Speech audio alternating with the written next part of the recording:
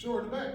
I was just wondering, I know that this is a controversial topic in certain parts of the autism community, but do you guys, if yes or no worries either way, have opinions on applied behavioral analysis therapy? Yeah, that's a loaded question. That's a big question. It's a huge question. I honestly don't think about it as much. It's definitely An option. it's an option. It's an option, whether it's correct or not. I don't think it. Maisie, you want to explain what ABA is? So applied behavioral analysis, or ABA therapy, it's considered like the gold standard therapy, and basically what it is, it's changed a lot over the years, but I guess it's like using techniques to shape people's behaviors in certain ways, and I think there's ethical ways of doing it and non-ethical ways of doing it, and it has varied greatly over the years.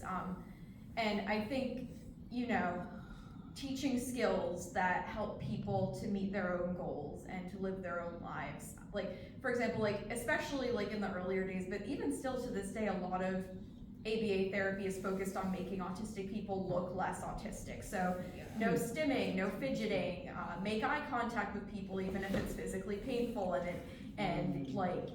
makes you lose concentration on what you're saying and it doesn't come naturally to you. You have to make eye contact anyway. You have to be comfortable with people touching you. You have to be comfortable with people in your own in your space. Killing it. And that's outdated and harmful. And then there's also I had I would say my ABA, I was incredibly lucky in that I was not abused. Far too many people have been. Far too many people still are being abused or told that who they are isn't enough. And I did have some where it was they make eye contact, no stimming, but back in the early 2000s, that was thought to be the best thing. And now that we know better, we should do better. But then when I was a bit older, older in elementary school, I had an ABA therapist who taught me how to go on the T and order at restaurants and, go out in the community and how to do that. And we would go on outings to Coolidge Corner every week and, get ice cream and go to the Booksmith. And those are skills that I use to this day to, accomplish my own goals and, meet up with my own friends. And these are skills that I can take and use. If I didn't learn how to take the T, I wouldn't be able to go out and accomplish my own goals and do my own things. And so I think when ABA is used to teach skills that people need in order to accomplish their own goals and, thrive in this world, I think that's great. But the thing that needs to stop is the, forcing people to not stim or forcing people to make eye contact or forcing people to, accept to be less sensitive to touch. That A doesn't work, B is unethical, so. Further context, it's also often the only autism-related therapy covered by most insurances, which puts many lower income and lower class families at a higher risk of finding an ABA therapist that is abusive. I had ABA. I think I was fortunate to remember most of it, but I would assume that I wasn't really abused in it. And if I was, my mother probably would have been a scary monster. She would become a lion, and but I don't know. ABA is not. I agree with what Mace said about teaching the skills is a good thing to do, but forcing autistic people to assimilate and not be themselves is wrong on so many different levels. Oh, I also learned how to shower through ABA. I forgot to mention that. That's a very important skill that I didn't. I don't know what that means, to shower. No, I just don't like water. I'm much like a cat. I don't like water. There's a fun fact about me. I will 30 minutes every morning contemplating whether I want to shower or not. It's not a fun experience. An hour. I know an hour I don't, where I'm I need it, but I can also not do it because I don't want to suffer the sensory issues of having to struggle with water. Water is not a favorite thing. I also don't drink water often. That's another concern.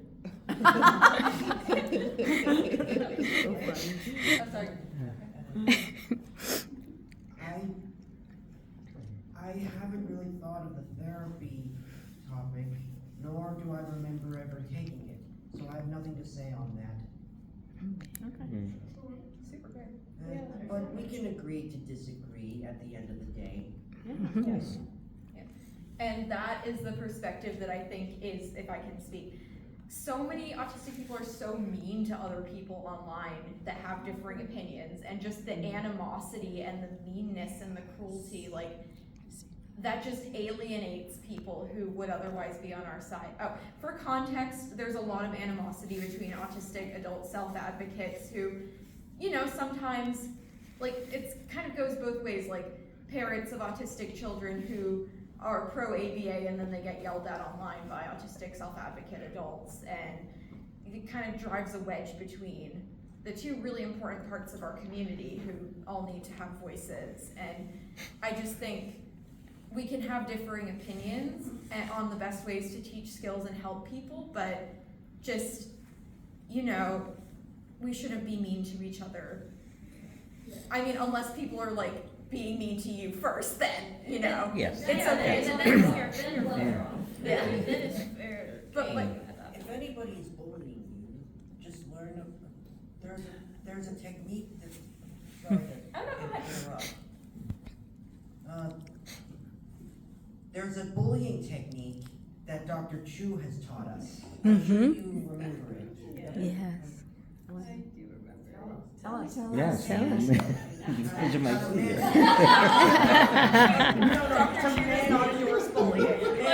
That's a true. Sorry, that came out wrong. To manage. If someone were to tease you, let's say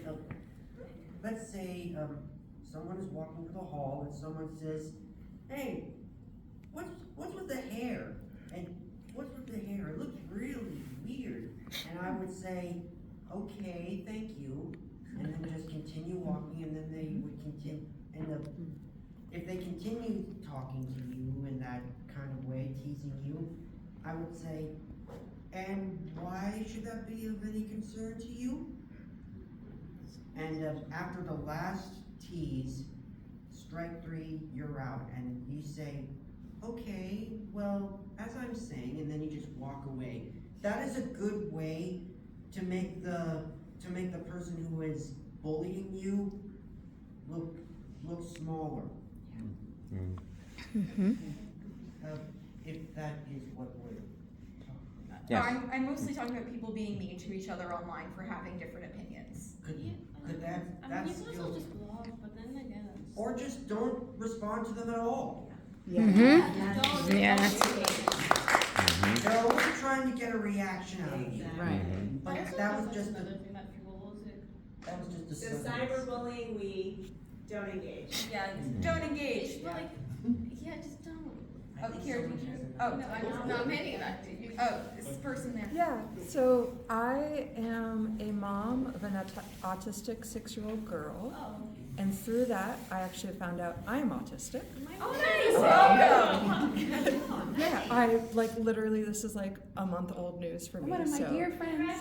Oh. Family and autistic. Welcome to the family. Yeah, I've heard there are fuzzy blankets and fidgets, so I'm really happy to be here.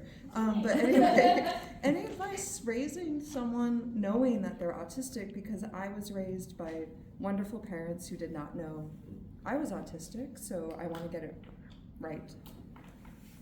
I was the one who educated my mother on how to raise an autistic child. That's all we could know. At a young age, I was like, "Mom, these are the things that you should probably do to raise us properly, really nicely." But, Inform me. I think just also okay. I'm also working on a separate book where with little methods of different ways to try and raise an autistic child. But I think something you should take into consideration is that not every autistic child is going to learn something the same. You're going to have to do a lot of trial and error on how to teach. It took my mom several years to teach me how to brush my teeth. Several methods. You have to really put in the time and dedication to research all these different ways. And if you see that something works, continue with it. If it doesn't, try something else. And don't blame the child for not understanding it. You have to really try your best not to like be upset that the child's not understanding. I totally, yeah. Like I know you're gonna get upset. You're gonna get upset, obviously, but you have to like try not to blame them for it, and they're gonna internalize it for several reasons. And really, I guess you like talk to them about it. Tell them that they're different. Tell them it's okay to be different. I've told and her. just accept that your entire life is at this point has to change. Like your entire like routine is gonna have to change. Because you're gonna butt heads from time to time. I think that all the time with my parents, and that's okay. It's okay to have opinions and try to talk them out, but you have to understand that she's also a person. She's also a person with her own opinions, her own feelings. She may be a mini you, but she's not exactly like you. That's like that's a major thing of like, of just like, that child is my child, but that does not mean that everything I struggle with, she's gonna struggle with. She may be better at like verbal instructions or better at certain things. Try to work with her strong suits and don't, how do I say this? Just be there to support her and listen to her. Give her a shoulder to cry on when it's time. It's raising a neurodivergent child's not easy. I'm not a mother, but I do have 2 kids that I'm very fond of, and I view as my children, and it's gonna be difficult. It's difficult for me to work with these kids of like, being a role model for them is also difficult, because children pick up on things very easily. And that's why I did my own journey, because I suspected I was as well, and then autistic, I needed to figure that out so I could be a role model in that way as well. I would really recommend if you catch yourself having these really bad habits of like masking, autistic woman, very high masking, try your best not to mask around her. I'm trying so hard. Yourself with her, because I learned to mask very easily from my mother. As a reason I think I was 16. But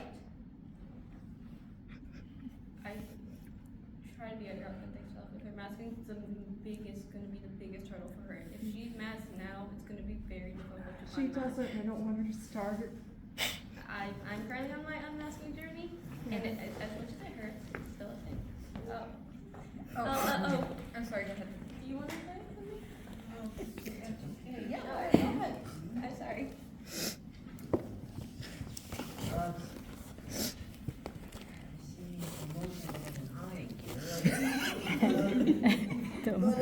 If I were to give some advice on making friends and acceptance,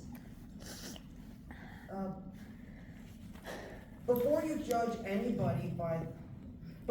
a book by its cover, just think, what can I do to make them comfortable? Why do they act this way? How can I make them comfortable? How can I bring them into this circle of support and friendship? Think about here. Sorry, I just had to finish your thought. You reminded me of something. So if you want to include someone on this, like anybody from race, religion, any combination of that, just think to yourself, what can I do to make them comfortable and more and happy? I've learned that while I was preparing for my others. I just wanted to say, commenting on your chat, you are the adult in this situation. It is your job to notice when people are going to harm your child. Make the village for her. Build it, and I don't care if it's blood family that you have to cut off. I don't care if it's friends or anybody religious that you have to cut off. If they pose a danger to your child, if they pose, it's even like subtly commenting on her form of dressing or saying that she's weird, and then are like poison to her village, cut them off. They don't deserve to be a part of your life. Yeah. Doesn't matter if it's unrelated, and I know that's gonna hurt, but your child is your priority. She's more important than your extended family or anybody else really close to you. I would assume that she's your everything. You have to cherish her for that. And you want her to know that she has a support system to lay on when she's in school and when she's out of school. So talking to her teachers, checking on her, having a therapist, making sure, and also you're gonna have to give her like independence at a time, but still you have to show that you're there for her. That's not an easy job. It's never going to be easy to be a parent who is neurodivergent and having a neurodivergent child. It's not gonna always be an easy experience. But you have to be the one to create the village because she's not gonna be able to create it on her own. Of course, she's gonna find her friends and people, but since she's so young, it's gonna be a while until she finds the right people. You know? I'm sorry, go ahead. Oh, do you have something else to say? Oh, no, you can finish your thought. No, it's fine. My train of thought kind of disappeared right now. Yeah, so, I mean, you said that your child knows that she's autistic, right? Yeah, we actually wrote her a little book. So that, you are already on the right track, 100%. Like, my parents didn't know how to tell me, and I would have rather known when I was, the second I could understand rather than having to wait. And I think that's something that, this next generation of autistic children that are growing up are gonna really benefit from, is that hopefully more of them will grow up knowing that they're autistic, and, growing up with a parent who, I think my parents have done this really well, have accepted the fact that they have an autistic child and are not lowering expectations and provide the same support that you always have, and, just accept everything, and, yeah, I think my fellow panelists have basically covered it, and the fact that you've come to this first of all, that you've gone on your own diagnosis journey is really, that's more than a lot of parents do, and the fact that you've told your child, and the fact that you're actively seeking out autistic community to educate yourself and educate your child in, how to best be of support, a lot of autistic people, have special interests that are trains. Your train is chugging along the track to the right path to your daughter growing up into a healthy individual, and the fact that you're asking these questions is you're already doing the right thing.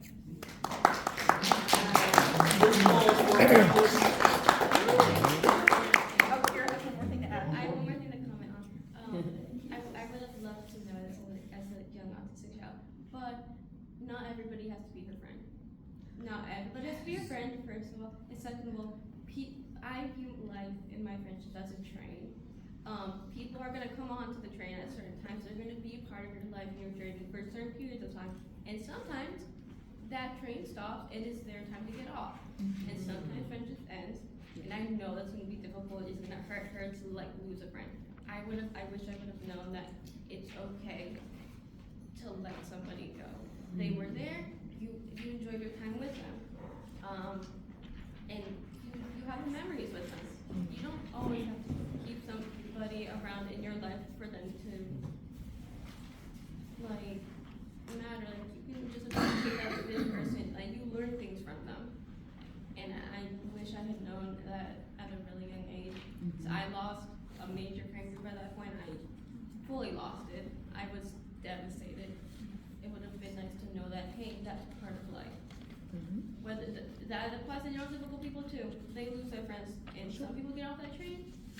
And I think you have to remind her to have a conversation with her of whenever she loses her first friend, of hey, it's okay. Everything's gonna be okay. You enjoy your time with them? Good. Why don't we go try meeting other people? Why don't we? And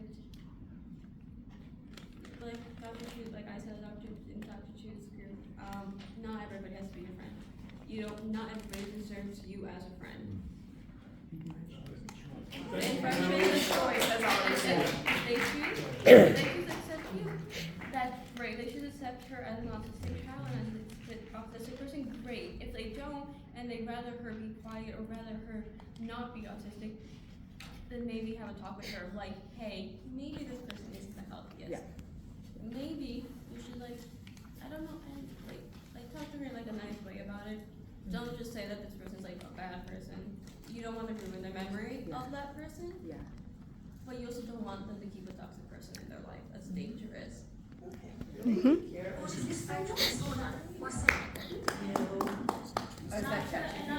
where I work, but I work at the Boston Medical Center with Maisie within a different program, the East Clinic. Work specifically with kids and the parents of kids that have intellectual and like learning difficulties. They're a great resource. Okay. Not to interrupt the flow, but everybody is welcome to continue to chat after we wrap this up. So I want to thank everybody for coming. We do have book lists for people that the Brookline Center and the library collaborated with. So if you're interested in finding out more books about mental health, not just about neurodiversity, but sort of just general good mental health, this is a good place to start. I hope that you will fill out a survey and check out our upcoming programs. The one that's coming to mind particularly is on the 12th, which is a week from today. Yes, is Speaking from the Heart is going to be one of our very own trustees. Chris Chanasukan is going to speak about her life in Brookline. So thank you very much again for coming.